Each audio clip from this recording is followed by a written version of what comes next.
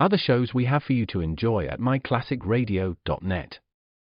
The Avengers was most certainly not a household name in South Africa prior to the radio series. With no national television service until 1976, the mechanism simply was not present in the country to show television programs to mass audiences. While many other countries reveled in the filmed adventures of John Steed and Company, South Africa was not equipped to join in the fun. The series took Britain by storm and made a major impression in the American markets, being that greatest of rarities, a British series given a network transmission slot. However, as a film series, rather than a videotaped one, The Avengers was able to gain a modicum of exposure in South Africa through film rentals. Come and listen at myclassicradio.net.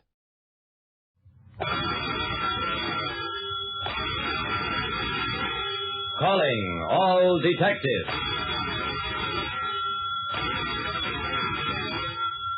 When burglar-proof safes open as easily as sardine tins, then it's time to start looking for a new kind of master criminal. That is the problem on this page from my casebook, the casebook of Jerry Browning, private detective.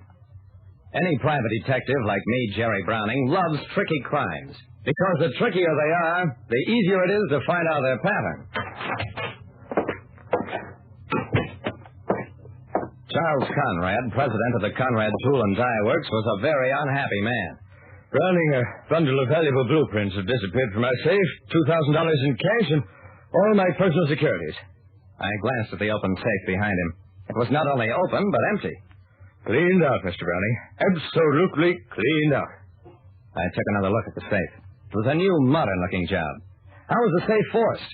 It wasn't. A safe expert was over here this morning. Claims the safe hasn't been tampered with in any way. Okay. Then who besides you knows the combination? My secretary, Peter Bowen, and my controller, George Randolph. Both have worked with me for years. I'll stake my life on their honesty. That's fine. But I think I'd better check on both of them.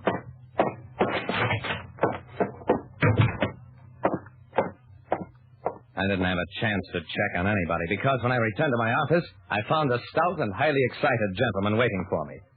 I am Kurt van Orten, president of Europa Import Associates. $50,000 and a packet of unset diamonds have been stolen from a locked safe in my office.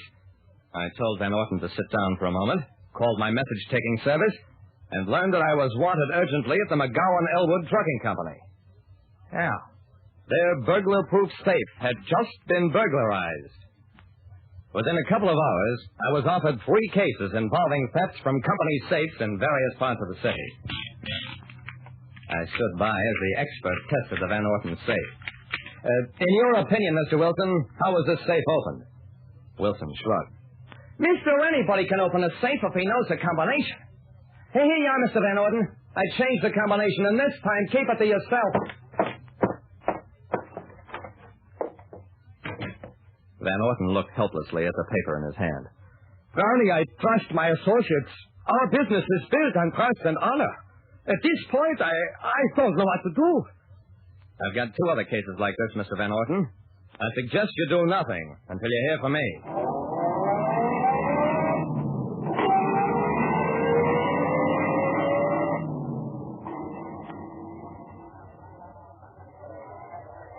One of my good friends is an ex-burglar who now runs a restaurant called Louie's Hamburger Heaven. That's where I went. And as soon as Louie had a free moment, Louie, I think maybe you can help me.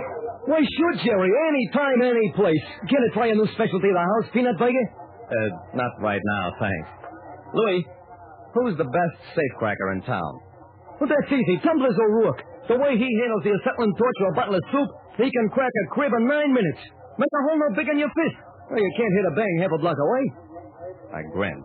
You mean Tumblers is the best there is? But even he works with a torch and nitroglycerin? Can he figure out a combination? Louis curled his lip. Maybe he could, if you give him 3-4 days. But why bother when you can blow it open in 9 minutes? Jerry, in the safe-cracking business, time is very important. Louis, I see what you mean.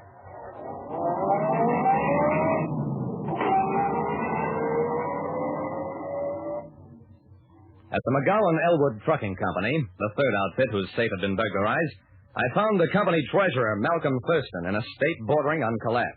Mr. Browning, I'm the only employee with the combination to the safe. Mr. Browning, everybody thinks I'm a thief. I finally got the old man calmed down. Look, Mr. Thurston, there's been a series of robberies identical with this one. Don't worry about it. I'll prove you're not a thief.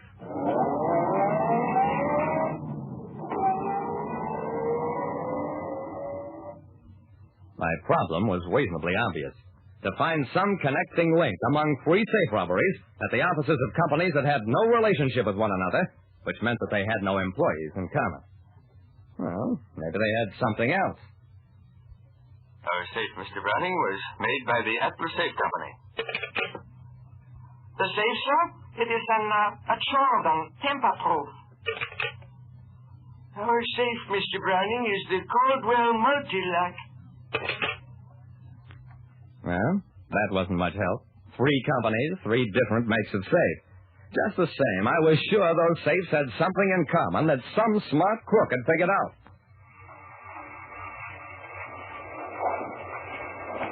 At the Atlas Safe Company, I talked with its manager, a Mr. Harris. Browning, there's no such thing as a burglar-proof safe. Any safe can be opened by force, given the proper tools and enough time. Yeah, I found that out, Mr. Harris, from another source. Now, could somebody develop a super-sensitive instrument, maybe electronic, so that he could hear the tumblers drop? Harris grinned. Sure, maybe somebody could. Except that we don't use tumblers in our safe, so there wouldn't be anything to hear. Oh. Well, suppose something goes wrong, safe gets out of whack or combination lost. What do you do then? What any other company does. We call in an expert. Most of the time he has to open the safe by drilling it, but then he has plenty of time and nothing to worry about. Mr. Harris, you're wrong. I think he's got a lot to worry about.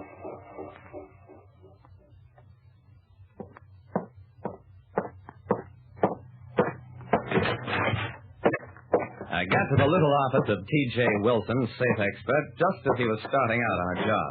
Just a minute, Mr. Wilson. I want to ask you one question. Did you service the safes for the Conrad Tool and Die Works, the Europa Import, and the McGowan Elwood Trucking Company, all 3 of them? Wilson smiled. Yeah, I did. I can't stop to talk to you because I'm just leaving town, and this says you won't stop me. This was a revolver pointing straight at me. I wouldn't dream of stopping you, Mr. Wilson, but I can't answer for that cop climbing through your window. He turned around. You'd be surprised how many of them do, and that's the last thing they remember.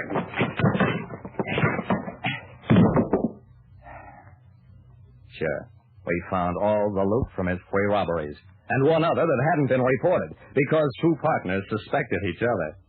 Wilson worked on safes all over town, and months after he got an order to service one or change its combination, he came back and calmly cleaned it out.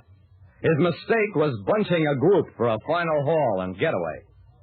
Like I said, when crimes have a pattern and you hit the right combination, then it's an open and shut case.